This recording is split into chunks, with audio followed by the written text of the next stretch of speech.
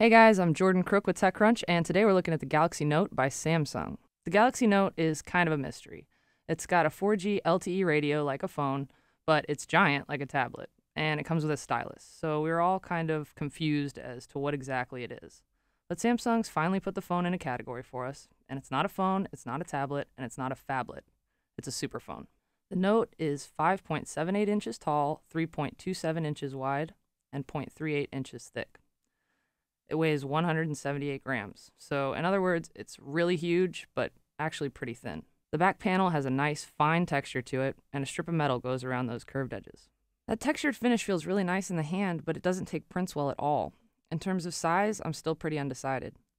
See, the Note's giant screen doesn't really make things impossible per se, and with the S Pen, it's even more usable, but it's just not comfortable. For one thing, it won't fit in the front or back pocket of my girl jeans. And when I'm holding my iPhone, I feel like I'm in control of it. I'm not going to drop it, everything's going to be fine. But when I'm holding the Note, it feels like it could just slip out of my hand at any moment. A 3.5mm headphone jack is up top, the lock button is on the top right, and the volume rocker is on the other side. The battery door is easily removable, as is the battery. A micro SD card slot is back there as well, which can hold up to 32 gigabytes of extra memory.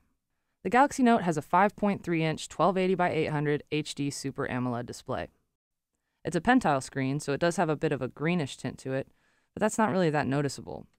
To be honest, there's nothing to complain about here. The screen is big, it's bright, and it's beautiful. The Note has an 8-megapixel rear-facing camera that shoots video in 1080p, along with a 2-megapixel front-facing camera for video chat. The shutter button takes pictures quickly, but the app itself isn't quite as cool as Motorola's camera app. You'll still have autofocus and flash, as well as different shooting modes and scenes and exposure settings, but you just don't have as many specific settings as you would with one of Motorola's phones. The Note is powered by a dual-core 1.4 GHz processor and runs Android 2.3.6.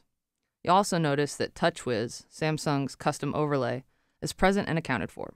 I haven't seen any freezes or strange behavior yet, but I will say that TouchWiz seems to contribute to the lag that Android already has. It's a pretty heavy overlay and clutters things up considerably. On the other hand, I do appreciate resizable widgets. That's fun, but it would be an easy trade-off for a cleaner, lighter UI. Now let's talk about this stylus thingy. Samsung is really particular about calling it a stylus. They would much prefer we call it an S Pen. They say that since it has a built-in button and uses special technology, that it's actually closer to a Wacom pen than a traditional stylus. It'll let you take screen grabs, which is a feature that's been missing on Android, and all you have to do is hold the button that's on the pen and then hold-tap the screen. You can also draw on pictures and make notes on pictures, and since the S Pen is pressure sensitive, it'll even let you make heavy or light marks. You can also crop images. If you hold the button on the pen and double tap, it'll take you straight into the S Memo app, where you can draw and take notes. Then you can share it as a JPEG file to any of your social networks or websites. Once you get used to it, using the S Pen in conjunction with the swipe keyboard makes you type way faster than you thought you could, I promise. But I'm still not a fan. It's smoother and has more functionality than other styli, but it's just not as clean as I want it to be. Every once in a while, you'll get a lag, and sometimes it won't pick up the pen mark at all. It's always nice to add a personal touch to things. If you take a picture or write someone a note, that's pretty sweet, but in the end, it just feels unnecessary.